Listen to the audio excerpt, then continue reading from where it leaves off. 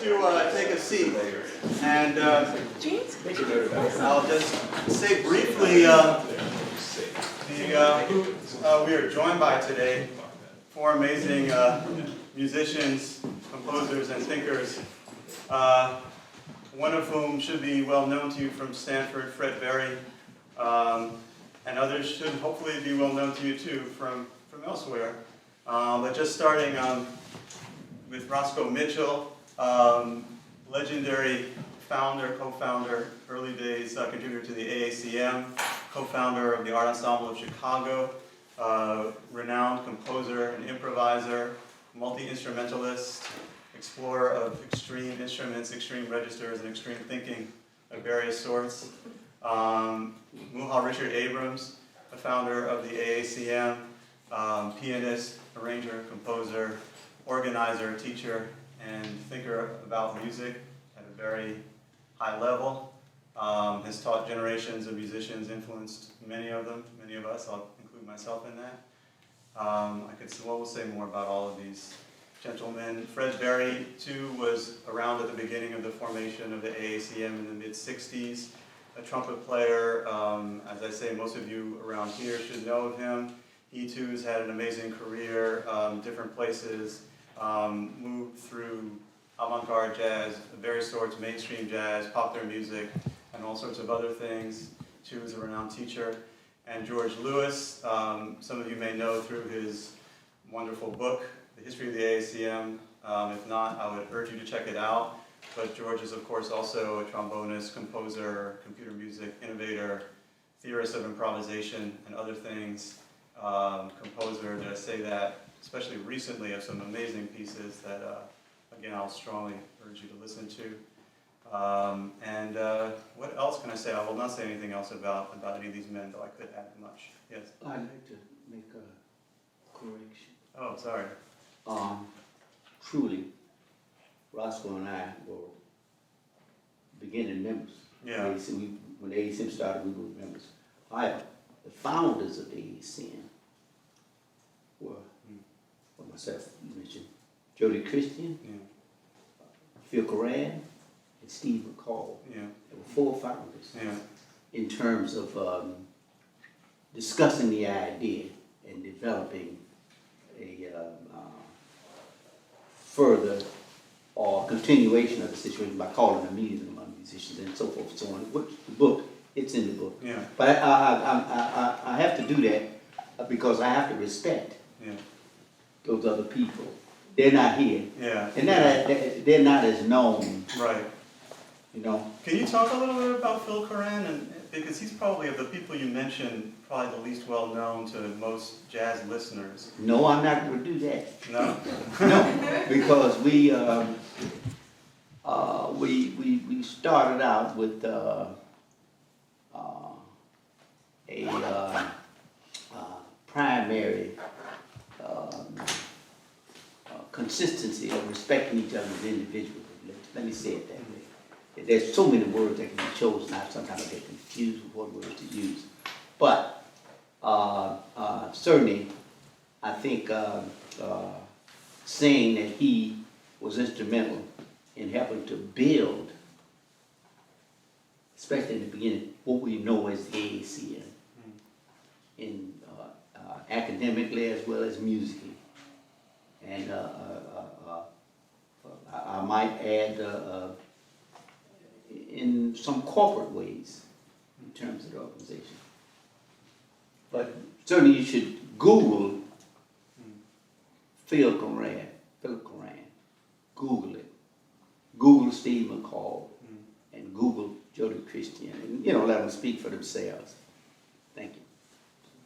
Yeah, I mean, and one thing that you learn when you study the recordings and compositions of these men is how present those figures are in their way of thinking. So if you look at an album by Muhal Richard Abrams, it will have a piece dedicated to Johnny Griffin or Wilbur Ware, or Roscoe Mitchell will dedicate a piece to Steve McCall. And these people are obviously presences in their ways of thinking and hearing, and it can teach a lot of the rest of us to go and find out who these people are, why they're so important, and so on. So that's yeah, that's something that I would urge you to do too if you don't know this work.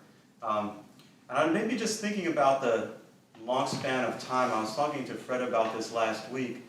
It's a remarkable thing that, especially Muhal, Richard Abrams, and Roscoe Mitchell have been playing together, collaborating, thinking about music and talking about music for 50 years at least at this point. And it's an amazing stretch, especially for a kind of music that's continually evolving. And I don't know if you can talk about that at all. I don't know how we even say about it, but it's an amazing stretch of time to be doing something like this together. Well, I think it's interesting what you said is constantly evolving. I mean, no one ever told me this never stops. And I think that's what I really like about it. I'd always thought that probably it would take me a few lifetimes to learn as much about music as I would like to. And I also enjoy like long musical relationships with people because it gives you access to information that you couldn't have any other kind of way. So I appreciate that very much. I think I'm lucky that I was in the right place at the right time when the AACM was being formed, because it spoke to something that was really needed in the music at that time, where musicians actually wanted to get together and create employment for each other and nurture young aspiring musicians in the community and so on and so forth. And that's the thing that I always carry with me now. I know I can always pick up the phone and talk to somebody that I have really long relationships with. Yeah, I don't know if you could speak to that too, Fred. Well, Roscoe's very modest. He wouldn't say anything about it, but if you didn't know, Roscoe is now is the recipient and the holder of the Doris Millon Chair of Composition in Mills College. And for 5 years you've been there? 6 years. And so he's constantly working with young composers and nurturing them. So this whole idea of the music constantly evolving and changing, he's living proof, of that. And we were, I guess this is your second time here with us now. Yes, the first time he was here in and then if 2008. you're going to count the time I was here with Chris. Oh, right, yeah. Yeah, he was, there'll be a guest with us with SJO Wednesday and Bing, which if you're not doing anything, I would strongly urge you to come because we have a very rare thing where we have a composition by each one of those. If you're doing something, just cancel it. Yeah. And if you got a student, if you got a Stanford ID or a student, you can get it free. Normally it would be $150, but Well, then you never know. No, that's true. Yeah, well, maybe George, can you talk, you write about this in your book, but I wonder if you could talk a little bit about how, as a teenager, this all struck you when you first, met these people, got in touch with the organization, and kind of ended up joining it even before you went off to college, right? I was in the middle of it. Yeah, I was in the middle of it. I was having one of those. I think they have a special name for it. They call it a gap year now. I think in some circles, like maybe in Britain they call it that or something. People would take a year off because they were, poorly adjusted or whatever, and that's sort of that's what happened to me. I was pretty poorly adjusted, and then I happened to be going, past. They were rehearsing right around the corner from where I lived. That was great, and so I got off the bus at the wrong stop and ran into them. Muhal. so it's by chance. And John Jackson and Pete Cozy. Who else was there? Henry. What's his name? Henry. Henry. I'm trying to remember who was there that day. I don't remember. Yeah, Well, I was rehearsing my sextet. So that was it. Yeah, that was it. But it was amazing. So, but the thing is that I really had no idea who any of these people were. I just didn't know, But they let me in. That was it, because I didn't realize they let people in on a regular basis. They were sort of people were opening up. They had a pedagogical direction. I started going to the AACM school, which was founded by Roscoe and the first dean in Muhal in 1968, I think it was. And there was a pedagogical method that had already developed out of that, which I took part in, based around the Schillinger system. Sort of Schillinger for people who didn't want to read the whole book. Well, I read the whole book. Yeah, Or two yeah. books, excuse me, or two books. Yeah, we're not So, talking about that. you know, but it was like a way of distilling it to the basics that you get you started right away as a composer. Because when I went there, I don't know about, you know, because the AACM school still goes on, you know, it still goes on. The current group of people in Chicago still operate it, Ann Ward and now Ben Lamar are doing it. And he's a trumpeter, he's a much younger generations. And when I went, it was largely about composing. You were a composer from the first day. They gave you some materials and said, now you can make your piece. And that was how I started composing anyway, was sitting there in that room with those people. And all kinds of things were talked about in those sessions. So, but I'd say it took a good 7 or 8 years, maybe even longer. I mean, one day I was at the BAM Center, we were both at the BAM Center, and it kind of hit me who I was dealing with. This would have been maybe a decade later. So they thought, wow, who are these people? So yeah, it takes time, right? It's in a way when you're that young, you grow up with it. You don't, it's not, I mean, I didn't grow up with a, burning desire to be a musician or any of that. I didn't have that. So, and it was just that I found out it was like what Roscoe said, basically, I fell in with a good crowd, and I'm lucky to have done that over the years, over the decades. I think we all can make that statement you just made, or be a part of that statement. We fell in with a good crowd. That's well said. I think. I'm sorry. No, please, go ahead. I think still piggyback on some of the things you said. What you said in terms of, like you ladies said, who are these people? I think impressing the fact that these people allowed me to be myself and to do what I wanted to do. I think that itself, and respect each other's individualism, you know what I mean? It was something we had to do, it was something we had to do, because if we were going to advance as individuals, self-realize as individuals, then we had to respect others' right to self-realize. And as a result, we learned quite a bit from each other, quite a bit, so. And it sounds like that was built into the way you were teaching the younger people too, that you were teaching them to be themselves. Right. I mean, can you describe a little bit what that was like? Well, you're not copying anything. You are observing things, and human nature, mimicry is part of human activity, of course. You mimic for information purposes, not for building a base for yourself. I mean, you have to build a base, from my point of view, you have to build a base when you decide how you would approach the same problems that you find in mimicry, you know what I mean? And you learn how other people do things. But now, what are you going to do? What do you need to do what you do? Who can say that except you? And that is just that.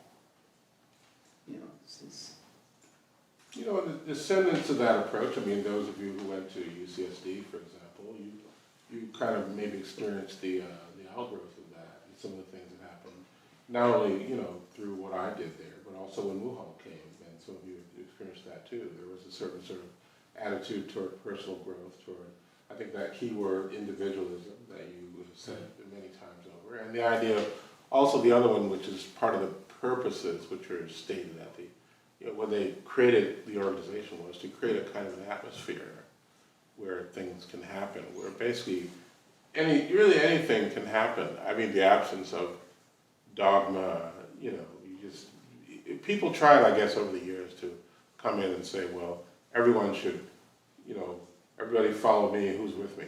And found out no one was with them, they were standing out by themselves. That never worked. So it didn't happen. I mean, people weren't looking for it, but then as a second generation person coming in, I just learned from that automatically what never occurred to me to do that. And the idea of someone like everybody wearing the same shirt and coming on stage, sort of thing I experienced a lot. You wouldn't do that. I now, just finish. Let me say this.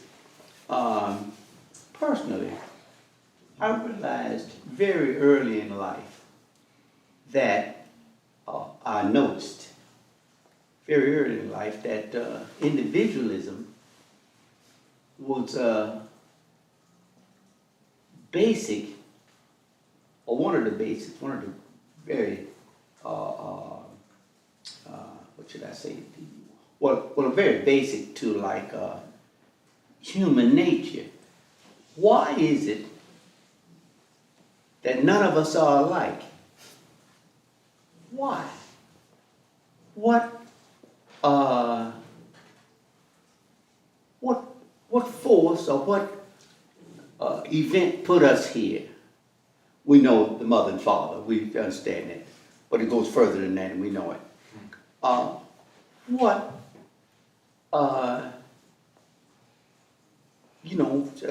Put us here as distinct, twins are not alike. Individualism must be important. And so it occurred to me that individualism, being that extensive, meant that all the information was not put in one place. So I decided that, well, we learn from each other because he's not like me and I'm not like him. So he'll do something. I said, oh, you can do it that way, huh? And vice versa. And I think that happened with humans. I mean, musically speaking, I mean, again, if you don't know the work of these people, I'm just gonna like keep harping on it that you should check it out. And I have a few clips that I'm gonna try to play if there's an appropriate moment. But one of the things where you can really hear this going on musically is how all of you have gone from different types of situations musically where you can be in different kinds of learning environment. So you have solo recordings, sometimes on your primary instruments, sometimes on other instruments. You've got duo recordings and trio recordings. All of you've done traditional jazz quartet and quintet recordings, with the horn line and the regular rhythm section. But Roscoe Mitchell had a group with George and a guitarist, and Muhal playing piano, no drummer, no bassist, if I remember right, for a while. There's a lot of variety in what they do. They'll record, with large ensembles. They have recordings where they're not performing, they're the composer of the work. They have fully improvised, fully notated, everything in between. And so, I mean, is that something that you're conscious of doing as a way of trying to make sure that you're learning as much as you can, or you're expressing as much as you can of your individuality? Is there a way to think about that? Well, I would say that, like, you remember when Ornette had his group with bass, drums, and trumpet and saxophone? Mm-hmm. Well, that made an impression on me because we were there without a piano. And I enjoy that kind of diversity, and I enjoy the challenge of making music with whatever is there and whatever is existing. And for me, I think it has helped me to learn things and how to put music together in that way. And then I think also it's important for people that want to be improvisers that they should get familiar with playing by themselves in a solo context. And that helps with what Muhal was talking about, individualism. It's just like if someone's written a composition, everybody has a part that they're playing. The same thing has to be true in improvisation. You have to maintain your part and know how composition works so that you can do it in real time. Fred, I think you should fess up to the fact that you were Roscoe's first trumpet player. Yeah, I gotta play. Well, come on with it now. Yeah. Come on. Come on with it. It was kind of interesting that I've probably got the most diverse approach to what I've been done musically. I mean, I've gone as far in the other direction as going to the point where I'm doing the jingles and the commercials and playing the theater. I was even musical director for the Grand National Rodeo and Horse Show. I did that for 10 years. So, but I would say that that probably, even to this day, in my teaching and everything I've done, is the principles and the way of being that I derived from being a member of the AACM has permeated all my thinking. And also the way that I teach and the way that I think about music. The way I actually became a member was that I had a friend of mine who was a teacher, and he lived across the street from me, and he heard me practicing one day. And John Wilson. Oh, yeah. And he said, "Hey, why don't you come and rehearse with this band? We're always looking for trumpet players." So I went to the band, and it was the experimental big band that Muhal had at the Lincoln Center, 39th Street. And I remember I walked in and sat down, and I looked at the music, and that was the first time in my life I ever saw sharps and flats in the key signature. So that was kind of an eye-opening experience for me. And at that point, and it was a kind of music that was new for me, but it was something I said, wow, hey, this is what I've been looking for, for all this time. So I think it was that point that Roscoe and I just sort of being the same age, and we sort of struck up kind of a friendship, and he said, "Hey, well, you want to come play with us tonight?" So we're in Jackson Park? Washington Park. Washington Park. We're out in Washington Park. Now this is, just to show you kind of about history, it was midnight in Washington Park, and it was Roscoe and myself and Wilbur Ware, bass player. And that was the first time that we actually played together, and then we went on to form the group that came to be known as the Roscoe Mitchell Quartet, which was the predecessor to the art ensemble.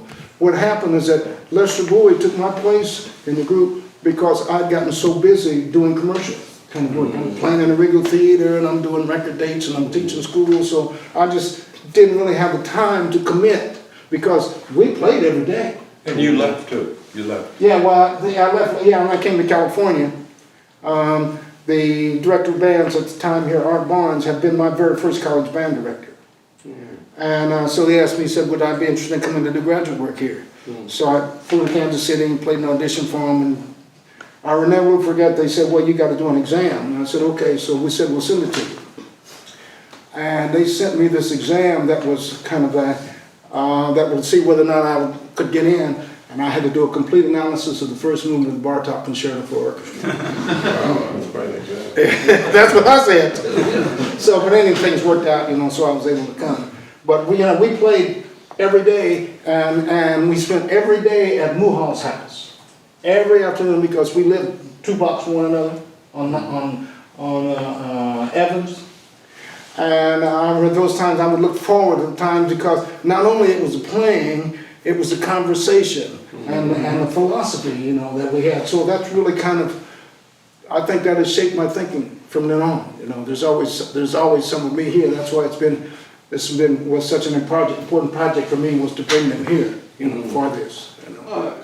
Washington Park was a Chicago City public park where they used to go play. I just wanted to say that. So for me, in fact, Wilbur Ware was the bass player. Is what Wilbur Ware was a monk and bird and everybody. He's a legend. It was back in the day when you could play music at midnight. Yes, Urban Park. Without driving by Yes. Well, it was prior to substance abuse, prior to that, which was an unfortunate period, but that changed a lot of stuff in terms of having safe and free access to public, places any time of day. Anyway. No, I was just going to say, today hearing you talk, again, like reading George's book, hearing, interviews with you in the past, it's amazing how interesting it is to hear you talk about this stuff that's not just the performances and the recordings, but just, ordinary activities like reading, rehearsal, talking about music, listening to music with each other, a new person comes, doesn't play, just sits, listens to the rehearsal. All that kind of stuff, studying music, you're doing these analyses, you're all looking at scores, you're reading about music. All that ordinary stuff seems like, it's fascinating to hear you talk about this, and it's something that, aside from, George's book, there's not enough written about that in the history of improvised music, which, tends to emphasize the moment of performance or the immediacy of the audience reaction, but there's all this kind of other stuff that's equally important, that's going on more slowly in the background and is really crucial, you know. So I mean, I don't know if any of you have any stories about anything like this, or just to give a flavor of what it was like at the school in the early days, or as things evolved. I mean, just how much on a day-to-day basis you were talking about music, or, you know, looking Well, at not only scores that, together I mean, or whatever. you know, we're going to the art museum. Yeah, and, yeah. We just hung out. on and on, Painting. painting, or painting, and so on and so forth, learning a little bit. Craft, a lot of people into crafts, you know, I mean, quite extensively. Mm. And Roscoe painted, I painted, some people painted, you know. Well, a lot of musicians and artists, various types, and people of all walks of life might go into painting. You could be a engineer, you know, but people, you know, it's just on what creative people do. They might be attracted to some other discipline, you know. But you pointed out something very important, Charlie, because, you know, I mean, this is kind of a heavily revisionist book. I mean, you know, I guess a lot of it came down to revising the way in which African-American musicians in particular were represented, and the kinds of contexts in which we're routinely placed, and the parts of that experience that got routinely shaved off in favor of the parts that people are interested in, which is basically placing marionettes on stage and having them do things, and in print. And so instead of doing that, I sort of saw that, you know, I do a lot of reading, and I found out, I really figured out that I didn't see those same kinds of representations in among other types of, you know, groups or genres or whatever. And so I saw no reason not to, you know, present a fuller picture, partly because I saw that it was there. One thing you start to see is that, and it's something I continue to work on, let's say in the work on Benjamin Patterson, for example, Fluxus composer, is that at a certain point, there's a private transcript where people are getting together and doing amazing things, and it's all very cosmopolitan and multicultural. And then when the book comes out, all that disappears. So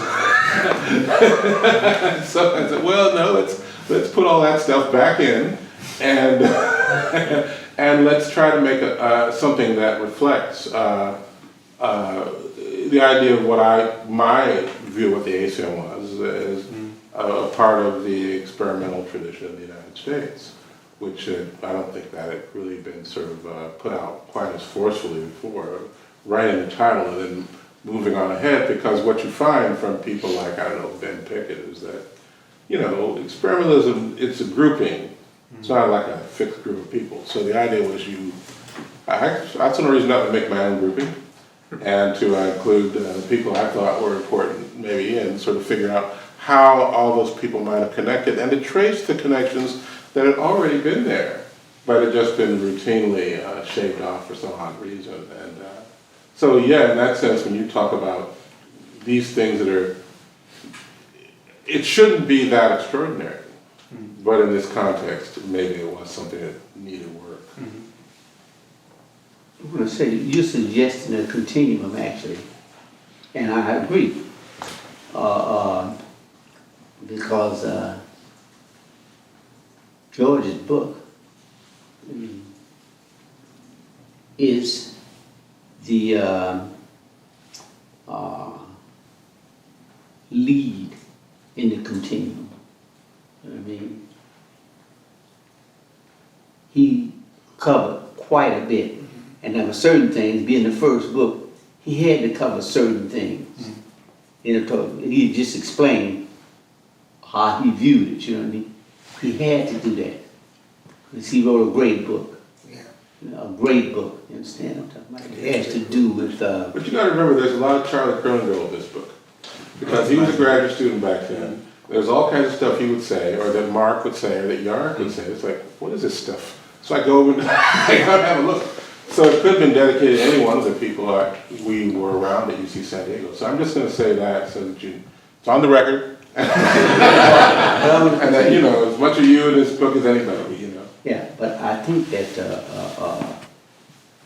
you suggested a continuum. I don't know whether you looked at it in that way when you said it, but it's true because there are particulars pertaining to each one of us, how we do things, and why we did it, the particulars that could actually constitute another book, and then another one. You follow me? Because there's a lot more. You're right. There's a lot more. There's a lot more. Because what were you listening to? Braxton just conducted one of his operas in New York about a couple weeks ago.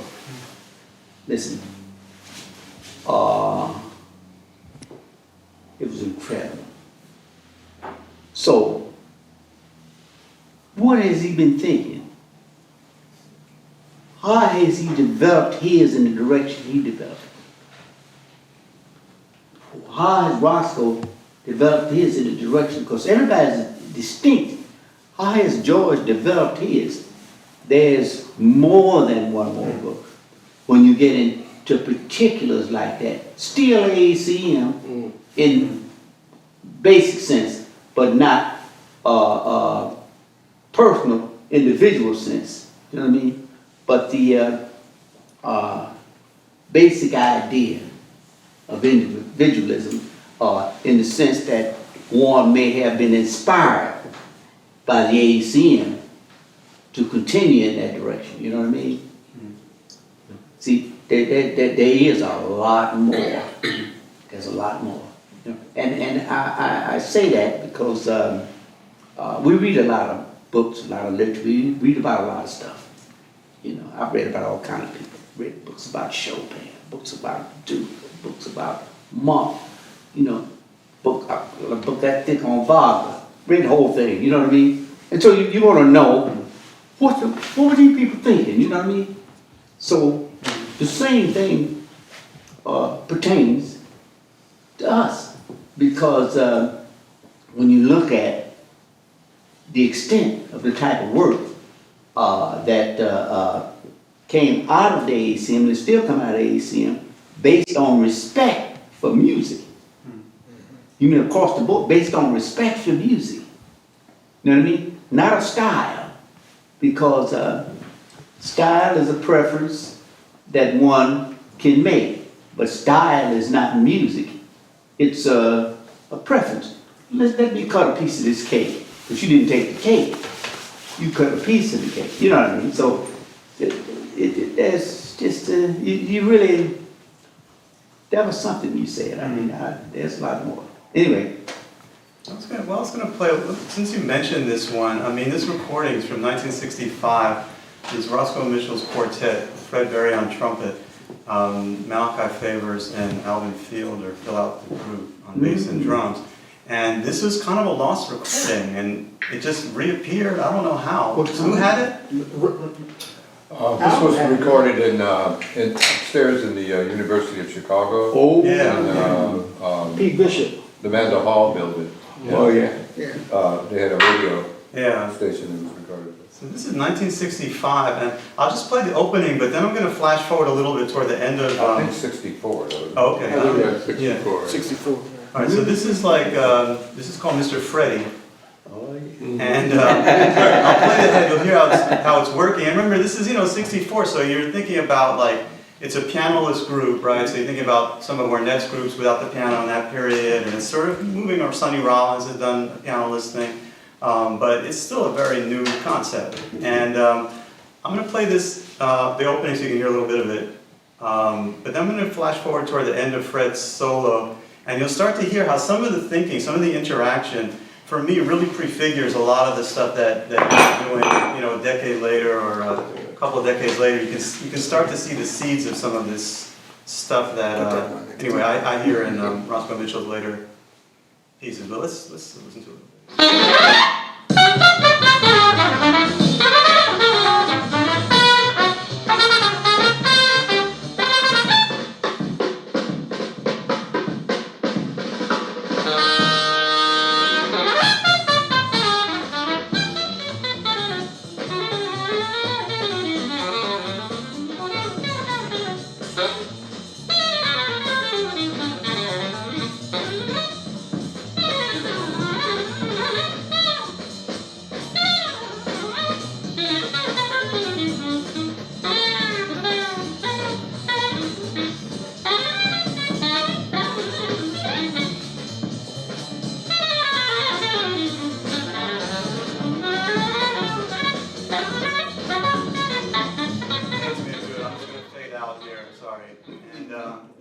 Just move out, because I want Yeah, that's pretty good.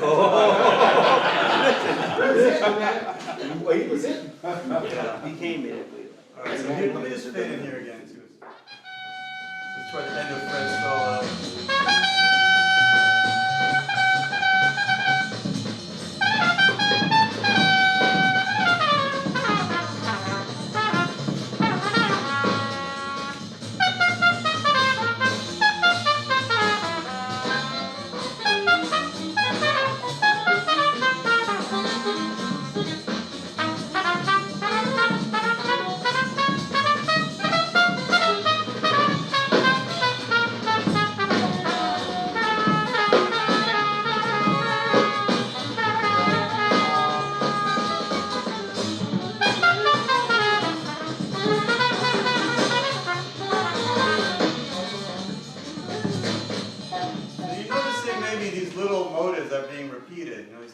Ideas that are being repeated, and it's an interesting thing that I want to play a little bit of a later solo piece of Roscoe Mitchell's that's gotten a lot of attention that he's done in many versions over the years.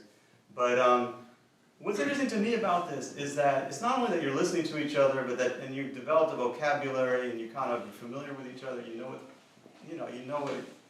how each other thinks to some extent, but you can still surprise each other, and you get this idea of repeating a little bit of a motive, but it doesn't do only one thing. Like sometimes it will sound very obsessive, but other times it just sounds like people are having a conversation, very natural. Sometimes it sounds like you're exploring sound. Sometimes it sounds like the point is like a kind of a constant variation. So even though there's a lot of similarity from one statement to the next, you start to hear it moving, you start to hear subtle variations and changes and so on. So it becomes this very rich thing that if you just label it like repetition of a motive, it sounds very stale, but when you hear what they're actually doing with it, it's extremely rich and varied. The funny thing about this, what I heard, and I agree completely with what you said, and I wanted to think about the possibility that oftentimes what you hear is that there are these people who come to the space and they know how to do this, they know how to do that, they know how to vary motive, they know how to relate to each other. And my feeling about that is they are learning how to do that. And what we're hearing is learning, as much as anything else. And that's the part of it. We're not hearing the finished product, because the finished product is being created. We're not hearing, and then, you'll hear this quite often. You'll go to some academic conference and some person who really doesn't know much will confidently, some quite famous people will confidently tell you about the constraints that improvisers are under as they work. And they must be under some sort of constraints, because that sort of thing is axiomatic. Everyone's under some sort of constraint. And so, and that notion of constraint is like, it's a jail that you enter into where everyone knows the dimensions of all the walls. And all you have to, and so because you know what you can do, you know what you can't do. And in fact, even in a real jail, sometimes you find out how to get out. And the thing is, you find out because you interact with the environment. And what comes out of in this sense, is that the interaction is what you hear. And you hear the learning process. And that's as important as the so-called notes or the motors or whatever. It's the notes and all that seem to be a carrier for that really other information, which is what I find myself listening to, what I'm hearing and I've heard this piece a few times, but I'm hearing it again, it's great, and I hear people trying to figure out, well, what do I do now? And then coming up with some answers. And that's very exciting when you get to think about improvisation in that way, because that brings us closer in touch with who we are as human beings, because we're all just doing that. And that you hear it in the musical domain, and there are lots of others. Thank you. Well said, George. I was about to say something, but you said it. We should think in terms of improvisation as the province of human beings.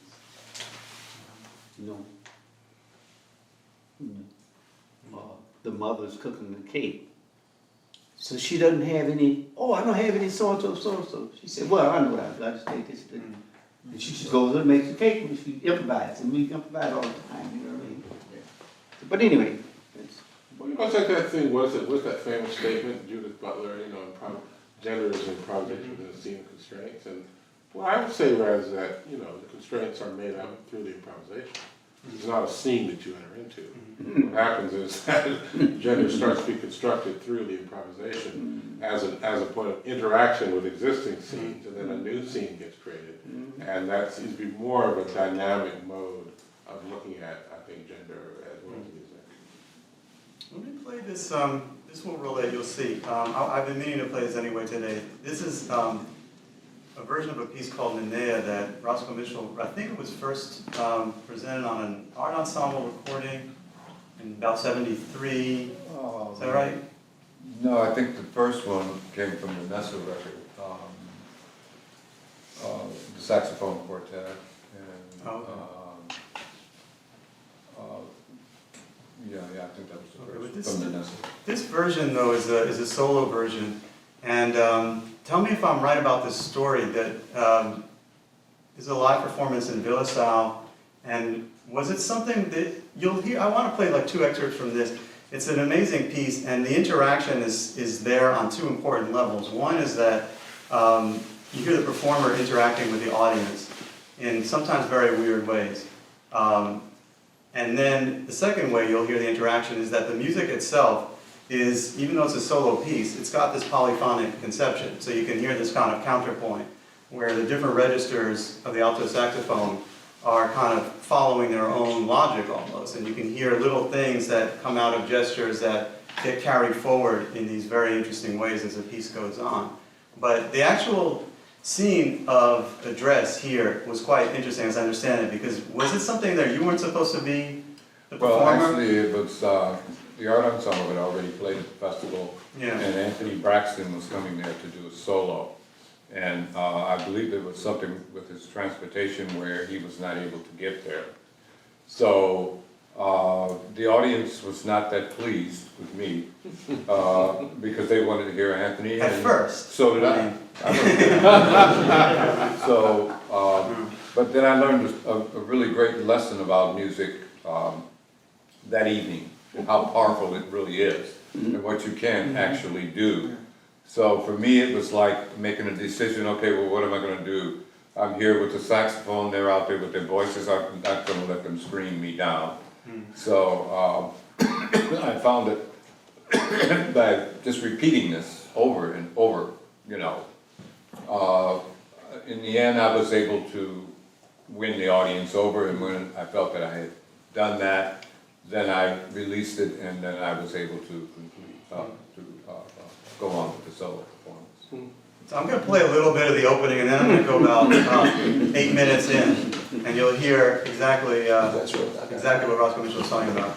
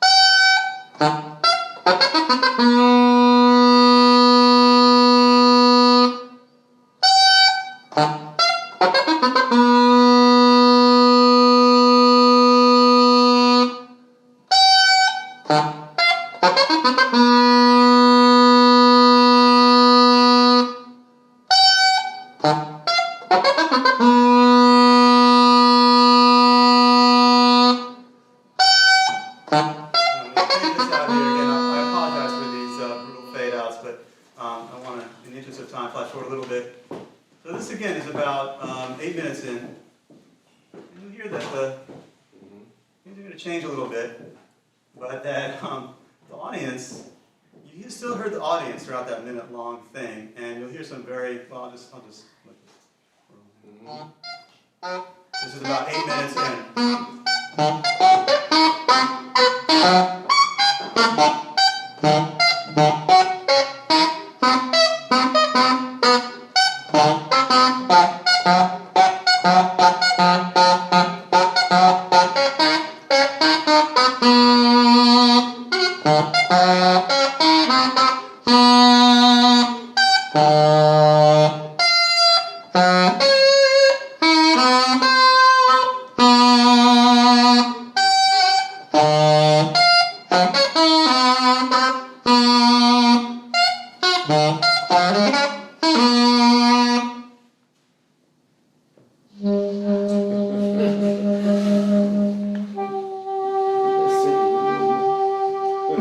It says about 8 minutes. Yeah, it's about 9 minutes in right now.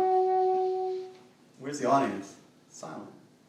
Well, I think I probably, There was a couple of very boisterous moments on that recording. well, I think they were ready to listen then, so, Yeah. at this point, so.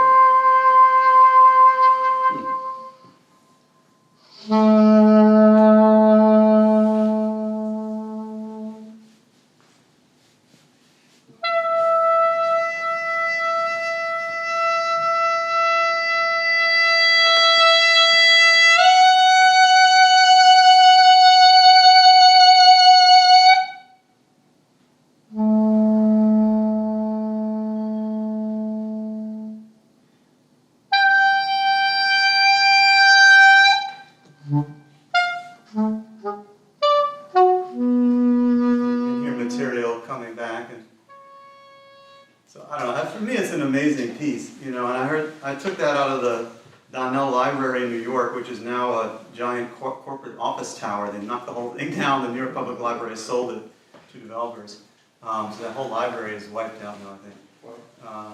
But it was important back in the day for kids to have access to this stuff. But the you know, that moment is an amazing moment, and it points to something that you've talked about a lot, just as an aesthetic idea. You've talked about silence as being perfect, as the, you know, kind of perfection that musical sound or any sound has to be very careful about interrupting, in effect. So I don't know if you could add anything to that. It seems like a very beautiful example of it, what we just heard. Well, I think it's true. I think that like you're up against a very strong foe when you're up against silence because it's already perfect. I mean, I've spent some time, you know, out. I remember I was in France, in the countryside, and I was down at this pond, and just taking my bamboo flute down to the pond and just trying to fit in, you know, with all the sounds that were going on there, and it really lets you know very quickly where you're at, you know. I mean, as a baby, no problem. I mean, babies can bring it on, and they're always right, the sounds that they're making, it's always right. And as we, you know, we come along, we get influenced by all these different things, so then we're constantly trying to get back to that stage all the time. So whenever I think I'm doing something, all I have to do is go out and I'll be shown, you know, what's really going on if I'm really paying attention to these kinds of scenarios. Yeah, and you know, if it's okay, I just wanted to play a couple, because I think it's important that everybody hear a little bit of what these people do. I'm just going to play a little bit from an art ensemble Chicago recording from 1969, I believe. This is called Song for Charles. And for me, you know, listening to this later, it was important because, you know, when people think about free jazz, they think of a certain kind of intensity, and they think of a certain, unfortunately, of a kind of sameness of intensity. And what was amazing to me hearing some of these art ensemble performances was how, from one moment to the next, you really didn't know who was going to be playing what instrument, what the texture was going to be like, whether there was going to be a strong melodic identity there, whether it was going to sound composed, whether it was going to sound free, whether the composed parts were free, whether the free parts were composed.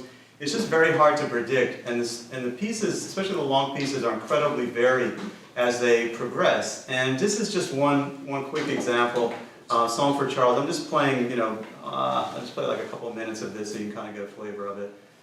Just as another side of some of the things that Roscoe Mitchell's been involved in. This is a composition of his.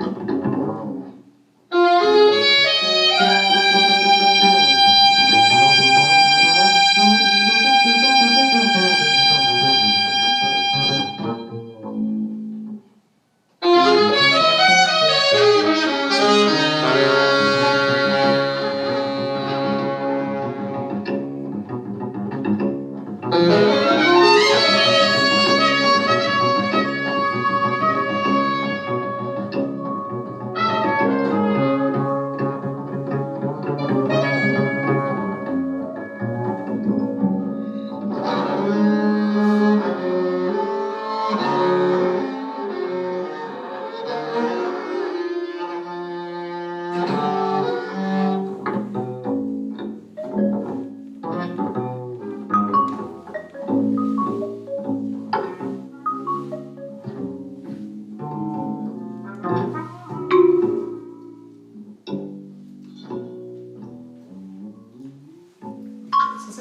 anybody able to predict when that was coming? Well, I want to start back at your beginning. You said free jazz. Yeah, not a Well, good now, term. this is Yeah, something. There's no such thing. yeah, I would agree. Not for us. Yeah, And I don't think for any other musician, mainstream so-called jazz musician. This is not against what you said. I mean, a lot of people say it. yeah. However, everybody in this room has some kind of concept or definition for the word jazz. Period. For the word jazz. You conjure up thoughts of some musician. I mean, people who've been listening to jazz, you know, but it's probably not any of us. I mean, think about it. When you say jazz, you don't think of Roscoe Mitchell. Some people do. Well, just a moment, let me finish now. I Or know. me, or you. Wait. Things have progress no way, but I'm saying, you know what I mean? Like, free, no. If you want to say that was improvised composition, that would be closer to the truth of what that was. It has nothing to do with free, and it has nothing to do with jazz. People are making choices as a combined composer and improviser, all in the same instance. They're making choices as if you're writing it on a piece of paper, but now you're improvising this, and from experience. We talk about the AACM and individualism. These people have developed their individualism to the point where they trust themselves. So free jazz does not exist, and it's a dangerous word because, like, I really object to being tagged as a free jazz musician. I strongly object to that, you know, because I write orchestra music, I write all sorts of music, and everybody up here does. I mean, so George spoke about confines or something to that extent in some of his comments back there. You know, it's in the box. Well, it's not in the box. It's outside the box. It's not in the box. So I'm saying this free jazz, on it made a recording. It's a free jazz. So the writers took that to think that he was talking about the music, and he was not. Not in the sense of giving a name. Music doesn't need a name. You can say, George wrote or performed that music, okay, George did that music, or Frederick did the music, so it's personalized in that way, you know what I mean? But I just want to say that because before we go any further, you know what I mean, because we don't go with those terms, avant-garde, free jazz and all that, because it doesn't exist, because music allows the individual to participate as an individual or groups of individuals, you know what I mean?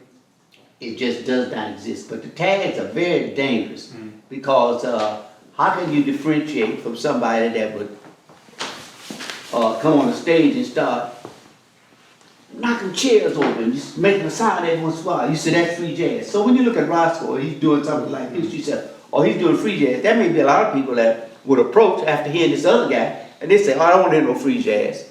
They don't give him a chance. Because we have this rubric of title that says free jazz, you know what I mean? It's very dangerous. Yeah, I always go with the terms of music, and I'll get on out the way. I mean, I enjoy these wonderful moments like I was playing at Mills, and an older gentleman came up to me, he said, you know what, I came here prepared not to like you. He said, but you won me over. He said, you won me over. See, that means something to me. That means that I'm doing right, and I go with Muhal. I don't believe the free jazz term either, because I always rehearse. I really believe in it. You know, I mean, right now, I just like looking for more time to practice because I'm hearing some things that I really like to try to get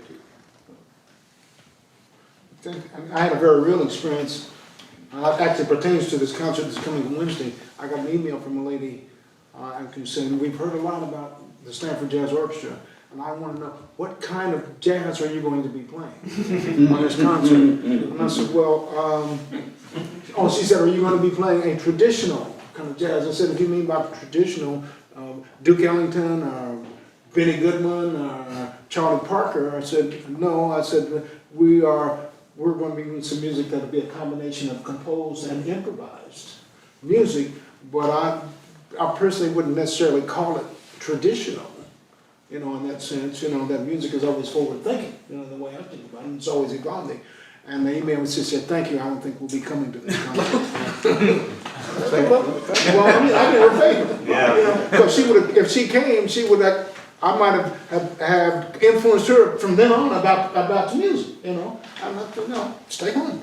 Or she might have liked it. I mean, you know, I don't know. I mean, I've often been a little annoyed at academic theorists of genre who continue to tell us that genre is necessary because of the possibilities for giving people a sense of what they're actually experiencing or doing, and the idea that somehow this makes things more intelligible. And my experience with genre has been that tends to obscure, tends to police, and there's a reason why visual artists don't have it.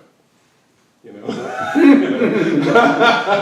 you know, you might be, you know, I mean, you get a guy like Matthew Barney, you get, you know, we were this discussion from the March issue of Art Forum where me and the late artist Terry Atkins were talking about genre, and I found myself thinking, well, look, Terry, you've been an artist, you've been a sculptor, you've been a sound artist, you've been a printmaker, you've been a filmmaker, you've done all these things, and I said, well, I looked at that kind of work and I said, well, how come I can't do that? You know, but if I do that, immediately someone wants to stick a genre on it, and a lot of that has to do with like the way musicians are brought up to somehow believe in this, and you know, like the Wizard of Oz or something.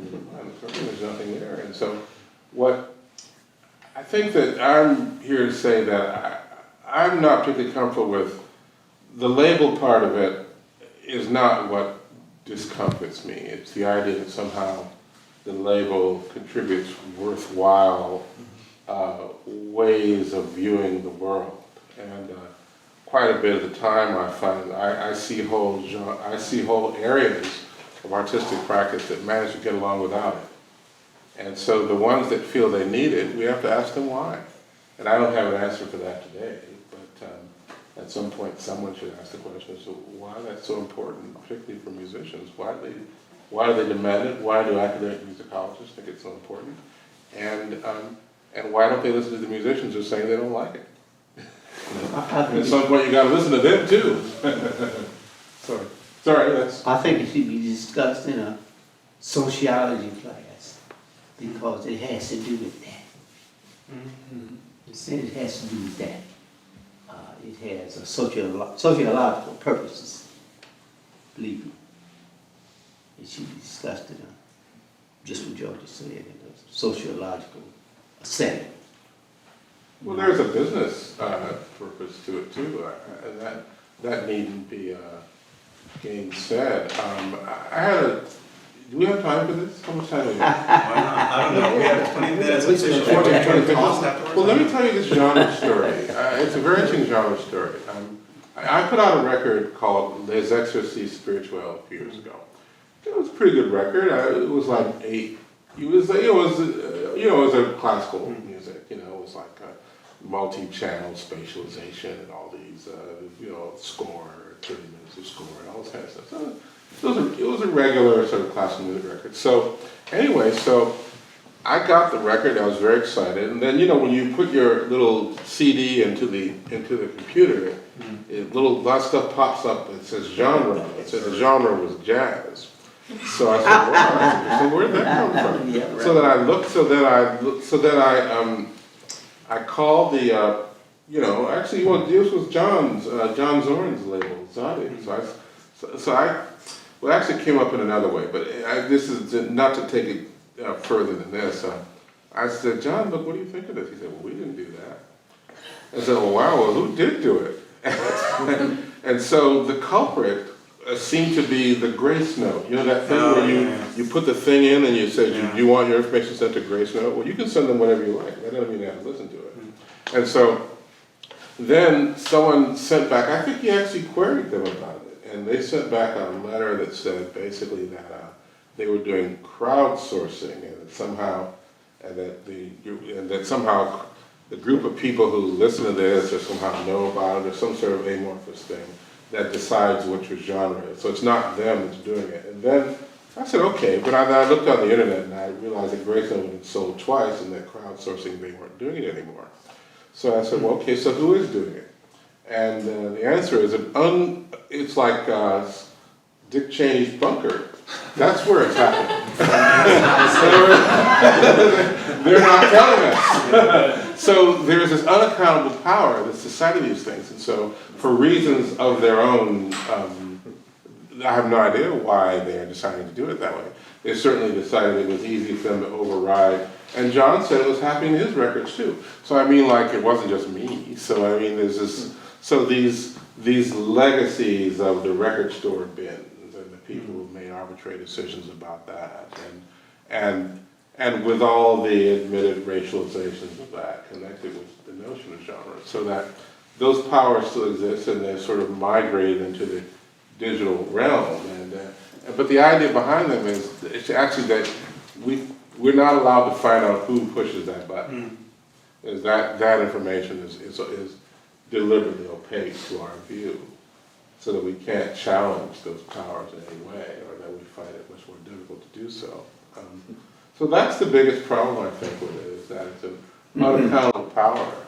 That, and so I would like to think of it that way, not so much the particular label. And I think one of the things that I often tell people is that the AACM could have been called the AAJM had they really wanted to do so. And the first question is why they didn't do that.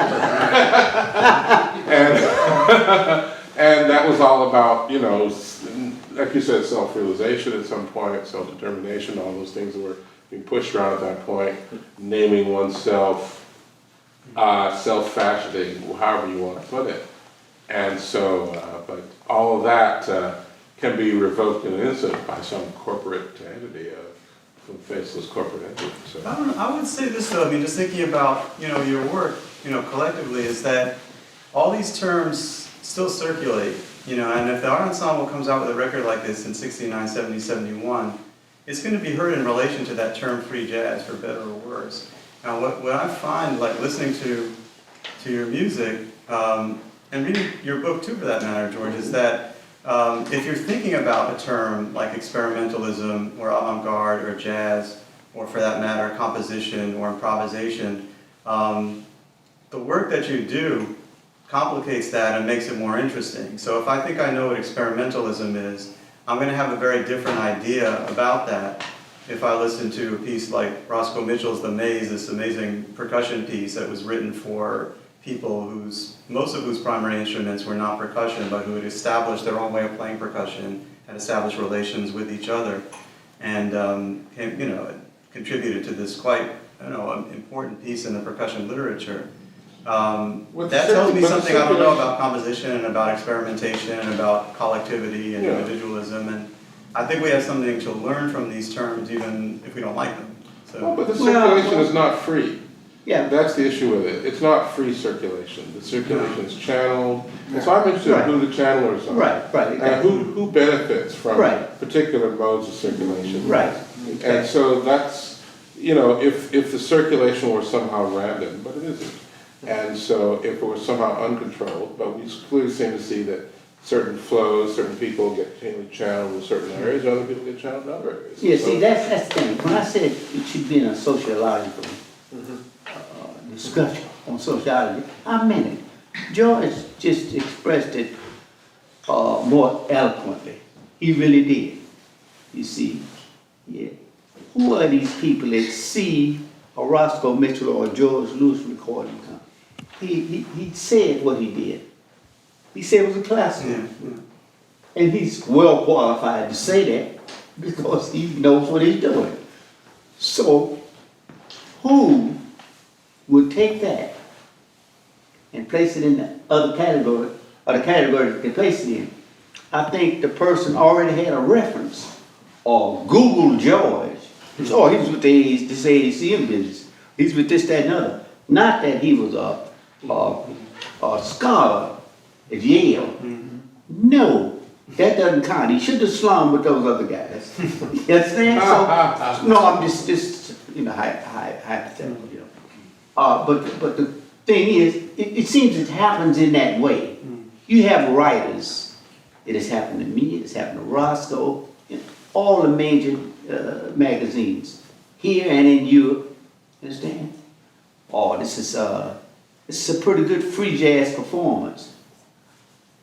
It's a pretty good free jazz performance. You know what I mean? And I'll tell you what it has done. It has created, with some people who are rather insecure in the mainstream jazz world, very good musicians, but they take offense that you're saying jazz. And the reason they take offense is because you're being written about and they are not. Free jazz? What are they talking about, this free jazz? Didn't they blame you? The musicians, no, this happens. It's true. You know what I mean? It creates and so at the highest level of this Edgar Berkeley, Charlie McCarthy type, I don't know if anybody knows what Edgar Berkeley, Charlie McCarthy is. Puppeteer, puppet. At the highest level of this situation, it is deliberate. Let's start a fight over that. Let's start a fight over there. Start some dissension here, some dissension there. You know what I mean? Because we cannot let this become something that people will look to for enlightenment. We can't do that. Understand? That's why today they bring back the great, keep the great classical. Not why. I'm sorry. They should keep the great classical composers alive. Brahms, Bach, all those people, you know, that should be alive. And the rest of it should be alive too. What we've done, what other people have done before us, that has been closed out by this puppeteering method. You know what I mean? It should be brought forward. They know that's great music, but socially, it can't be. And this is not a complaint, it's fact. So, but anyway, go with what you're doing. I don't want to. I'll just add this to that. You know, one thing that I saw, like in Paris, in the wonderful years, in the late 60s and so on. I mean, there were many great jazz masters there at that time also. And we were all together, you know, playing music together, which just reaffirmed in me, you know, like I said earlier, you know, this thing never stops. And for people that are really serious students of music, it doesn't stop either. I just decided then I'm just going to put my thoughts into my music and so on. I mean, because if people say weird things, people are going to look back at that and they're going to say, well, that doesn't really make that much sense what they've said here. So you have to be careful about that also. So. It's kind of interesting that, I imagine probably everyone who's in here is familiar with 91.1 FM.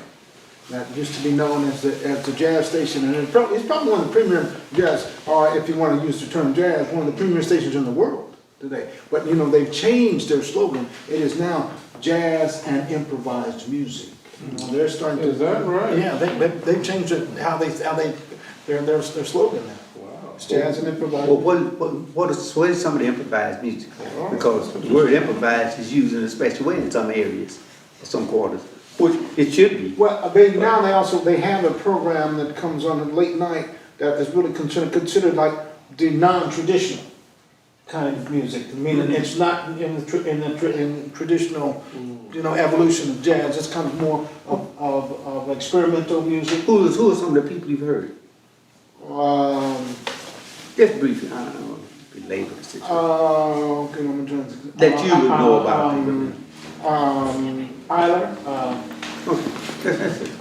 The pianist. That's okay. Yeah. You guys are good further. I wanted to play a touch of your music because we haven't heard it yet today. And What's that?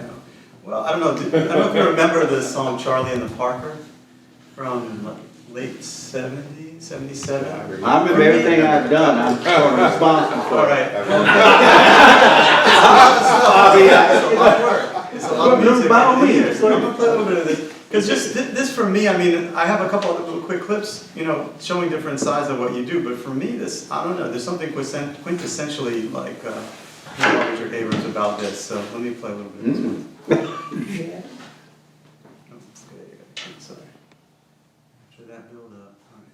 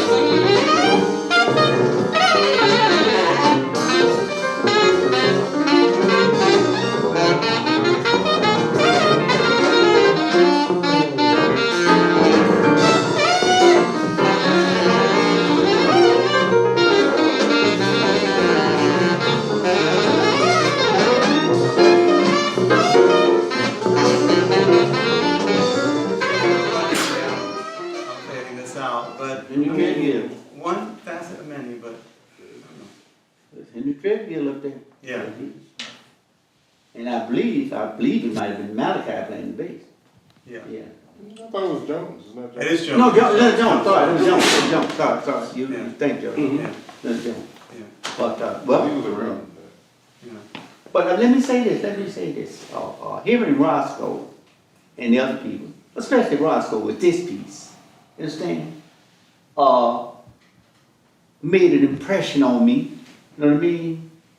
I wrote this piece, you know, we're in this mix of hearing each other, you know what I mean? That's a lot. That's a lot. I owe a lot to Roscoe for that. Wait a minute, just a moment. No, you know, that's me, you know what I mean? But I'm saying, being around the other people, especially him with that piece there, I'm serious. He never knew this. I'm just saying, you know, I wasn't thinking about Roscoe. But when he came out, I realized, you know what I mean? That, you know, I had learned something from him. That's it. Roscoe came to me before he was writing music. Really? When he was writing music, he said, Muhal, he said, I want to write music like you, writing music and stuff like that. I said, well, write what you're playing on your horn. That's what I told him. And then he started doing that. And you talk about no and all that. He started writing what he's playing on his horn. And some of the most amazing judgment, just some of the most amazing music started occurring, you know what I mean? Because he started with writing what he was playing on the saxophone, you know? Yeah. How did you get into, I mean, I guess you were doing them all at the same time, but how did you start thinking about composition and improvisation and writing for classical ensembles and writing for jazz ensembles? Like, was there a way that I always you thought about it, Yeah. even before I became a musician, because I was always curious. I didn't realize I was going to be a musician, but when I would hear music, I would get really excited, you know what I mean, and curious. How do they do that? What are they doing? You know what I mean? It was just something, and after a while, it just said, well, it's time for you to come in the house. So I went in, you know what I mean? You know, just being curious and I would seek out all sorts of literature on music.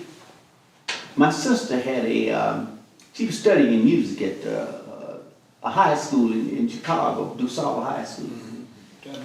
So, yeah.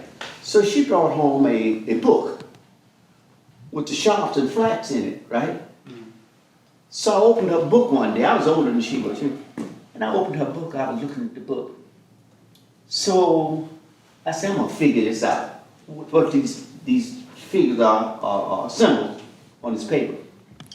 So I said, now this said B flat, you know what I mean? I knew this line in space. I taught myself the lines in spaces. So it had two flats. You know, the one flat, it was difficult for me to figure out because it was just one flat. But then when I saw the two flats, they said that was F. I said, okay. So when they had the two flats, right? I looked and I said, this is B flat. I said, but that second flat is B flat. So I went to the next one, the key of A flat, and it was three flats. And I said, I noticed that the last flat is the key signature. I just figured it out. And for the sharps, I looked and it said, we had one sharp. I couldn't figure that out, it was only one sharp. But then we had two sharps, it said F sharp, C sharp, right? Then I went to the F, C, G, understand what I'm talking about? And then the three flats. Anyway, I looked and I noticed that the sharp that came before the first sharp, and you had the second sharp. Then the first sharp was the key. So I said F, C sharp, G.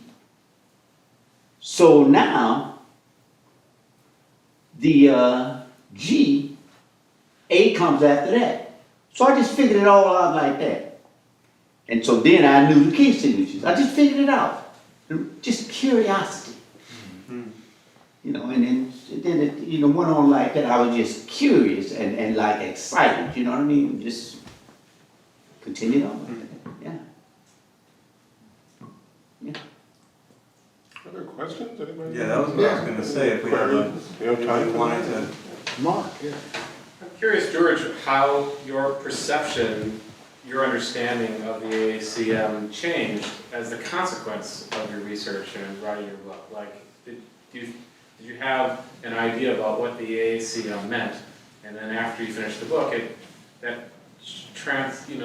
was enriched or modified or transposed in any way?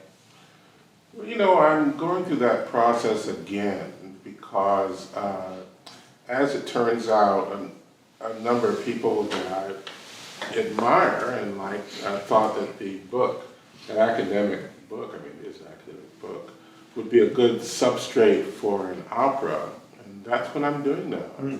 It's an opera based on not the history of the AACM, but the idea of the AACM. I mean, the AACM could come from AACM-like ideas have emerged in history at various points. Ideas about collectivity, ideas about self-governance, problems of self-determination and generational shift and change. And so, I mean, there are the trivial things like some of the things that I found out did not happen. People like the idea that somehow the AACM was formed in order to revise some received genre wisdom or something like that. That didn't happen. People never talked about that. Muhal was nice enough to give me all those tapes of you guys talking. And one thing I discovered was that, first of all, the term jazz rarely turned up in hours and hours of conversation. And so if they've been wanting to revise jazz, that's a funny thing to not even talk about it. Revise it. They were talking about the important stuff, like what are we going to do, what's creativity. I remember that was a subject that took a long time. We're not going to, someone finds out, I think it was Gene Easton or somebody said, well, we're not going to come to any agreement about what creativity means. I said, no shit. But at least you've made the attempt. And it's going to be made over and over. So I guess those are the things that turned out to be quite important as I embarked on this project with some people that you know, Sean Griffin, if you remember him, and Catherine Sullivan, his associate. Film, opera, compositions, staging, all these things. The idea is to try to figure out once again what the AACM is, or what it meant, or what it was trying to do, and a lot of it is very amorphous to me, and and that dovetails with the process of trying to figure out how to do something that is not strictly speaking historical. In other words, I don't, I mean, you say, well, who's going to play Muhal? It's not what I'm thinking. Right. That's not how you think about these things. It's not going to be a school play. It's going to be something where you kind of have to think about meaning, you have to think about culture, you have to think about creativity, you have to think about change and growth, history, aspirations. These are the kind of things I learned from writing the book, and I'm learning again from trying to do the opera project, because in the end it's the things that everyone is trying to think about. It's nothing, we keep coming back to these same issues, what it means to, be a human being on the planet right now. So, I guess that's all I can really say, Mark. I mean, it's the closest I can come to an interesting answer to that. It is possible to place metaphor in a different space. Yeah. You can place metaphor in a different space. In a different space. And get some of the most interesting thoughts or deliberations. I just got that from George when he said what he said. It's true. It's true. I like what you said, George. I like that. But you certainly can't place, man. People may use some other word, but I just thought of metaphor. It can be placed in any space you want to put it in. Yeah. Anyway, that's beautiful what you said. I appreciate that.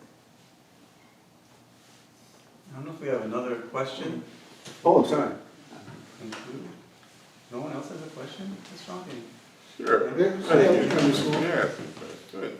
Earlier, while you were talking about individualism being so paramount, was it difficult in forming the AACM, did you put in place mechanisms for people to be able to maintain their individuality even as they were part of a larger collective? No, that would be tampering. No, I wasn't going to tamper with anybody. What I demanded that, first off, basically, Roscoe will tell you this. You gonna hang out with me? Well, you have to do what you do. And I'll do what I do. Then we can hang out. Otherwise, we can't hang out. You do what you do, and I do what I do. You follow me? Because certainly we can learn something from each other. Basically that. You know what I mean? Watching and just not even knowing, you know what I mean? This is just all unknown. We had no idea, or we had no projections of being anything. We were only doing. But the basic idea of respecting each other as individuals, we were very aware of that. You know what I mean? And let me say this, there were people who, when we had some of the first meetings, there were people who didn't survive those meetings. So they never became AACM members. Because they didn't like the idea of just within the AACM, composing and performing just their own music. We were all used to playing standard things and whatnot like that, outside the AACM, and they could freely do that. But inside of the AACM, we weren't going to do that. So a lot of people didn't survive. Some very good musicians in Chicago who just said, well, I don't want to be a part of that. You know what I mean? Because they didn't see their situation in that manner. But, just finally answering your question, we just, were doing, and whoever wanted to hang out with me had to do whatever they were doing.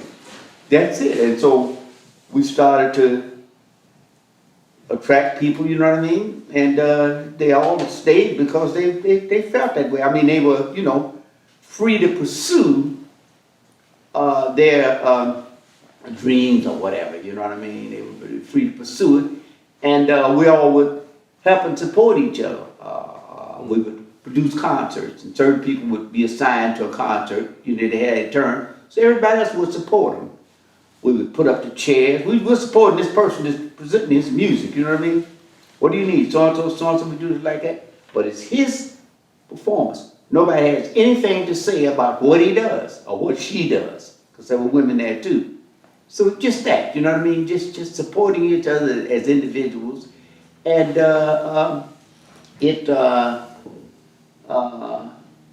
we reaped a great harvest from that, not knowing what it was going to be. I mean, but just that, and it developed into some great things, judging from what these individuals were able to do. People who write operas. George working on opera now, like I said, I just heard Anthony's latest opera, you know what I mean? All sorts of people. Wadada, Leo Smith, these people have methods by which they approach music, just deliberate, just devise things. So all this individual stuff, we had no idea that would come to this. But we just worked at respecting individualism and music, studying. There was no dictates as to what anyone should do. You made your choice. You know what I mean? But if you want to hang out in here, you do your stuff. Just that. Well, there was a different model. Individualism to a lot of people sounds terrible, right? I mean, like, individualistic, that's usually not a nice thing to call somebody. But it's because of that highly solipsistic, I got mine and forget about you kind of individualism that, we all grew up with and we decried. And this other kind of individualism, the idea of realizing oneself, and also it's a kind of individualism that says that you, as an artist, one thing you learned from the AACM was that as an artist, you're just not focused on your own career. People taught in the school, you taught other people, you served the community in some way. You served your fellow artists through preparing the concerts, or helping out and taking the tickets, or cleaning the place, or the bathroom, whatever you had to do. So it wasn't just these people running around like in the olden style of individuals who just totally focused on getting theirs and my career. And so you learned that being an artist was more about service as much as anything else. And so I think that's a really, and that's a very different sort of, you have to transform, you have to make a new definition of what it means to be an individual and what individualism means. And that's very hard to reform that. It's almost as hard as reforming the word jazz, if you think about it. Sorry, no, you can. That's a good question, by the way, but it's not like any other individuals doing things, you or anybody else, it's just sort of basic, it may seem like that was some grandiose plan or some deliberate restriction in order to get things done, but they weren't. That was anything like that. Not in the sense of. Yeah, I mean, that sounds like a very, very positive environment. Yeah, we were just fortunate to be in that place at that time. We were just fortunate, that's all I can say. We were fortunate. And let me say this. I think we served as an example of something that others can do in their way. That's, at best, we are an example of something. We're not the epitome of something. We are an example of something. As human beings, that's what we are. We are an example. I don't think we can pass through any special doors. We are an example. But I'd like to interject here. Muhal was the example, and he was the mentor for all of us. He was the spiritual and philosophical and musical magnet that drew us all. And it was you. Well, my insistence, my insistence on you want to hang out with me, you do what you do, and I do what I do. That's all. I have no other, that was it, because, I remember the time when we were in the AACM school, me and Chico Freeman, and one day we got the idea that we wanted to learn how giant steps work. So we went into Muhal and said, well, look, would you show us how giant steps work? And he didn't want to do it. He said, well, look, you know what? Look, what do you want to learn that for? You're not going to like play that, are you? something like that. And I said, well, no, we just want to learn how it works. We were intrigued. Said, well, I'm going to show you this. And we're gonna take a lesson and show you how to do this. But just so long as it, you know, basically what it's saying is just so long as you don't like copy this and create something different out of it. And he showed it to us. It's a lesson I still keep around in my little head, but it's like it really was helpful to have the skepticism alongside the thing of like, we hope that this is not something where you lose the sense of who you are as an individual by getting swept up into the Coltrane thing. And, you know. Yeah, you know, giant steps are, of course, it's a system of symmetric scales set up, you know, and Coltrane, I found out, I talked to him once, but I found out later that he had studied Nicholas Slobnitzky's book, he found, which took an excerpt from Schillinger. He took an excerpt from Schillinger's symmetric scales or symmetric setup. You know, Schillinger had different, he had analyzed different things about the general music. So the symmetric scales, we taken, whoever musicians here, taken, you know, tonics, C scale, and F sharp, that's 2 tonics, and so forth, so on like that, you know what I mean? So giant steps is a setup of 3 tonics, like an augmented chord, that's all it is, you know. And so, when George and I asked about it, you know, I knew that, but whatever, I don't know what I said to him, he said, whatever he said. But anyway, I finally just showed them that it was a system of 3 tonics. What you do to one, you do to the other one. Coltrane said, bee-bop, boom-bow, dee-doo, dee-daw, do-do-bow, bee-daw, bee-boo-doo-boo. They do the same thing in each one, you know what I mean? And then he makes a turnaround or return to the beginning, he goes like that, you know, and then he worked out his genius way of playing it. But the thing is, you know, I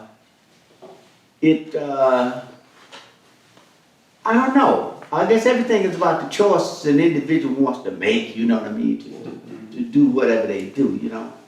See, but anyway, you can go with what you do. Well, I guess we're out of time, but let me remind everybody that there's a panel tomorrow at noon at Harmony House.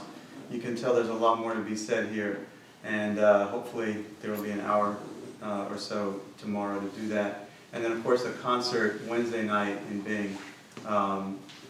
Is it sold out yet, or is it? I don't know. Don't know. All I know is it's at 7:30. Yeah. So anyway, let's thank. I just wanted to thank Professor Charles Kronengold for being a super moderator.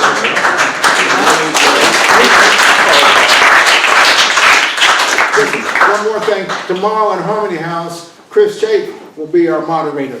Yeah, so I'll be your moderator. but not a moderator. Thank you. Thanks, everybody. Thank you.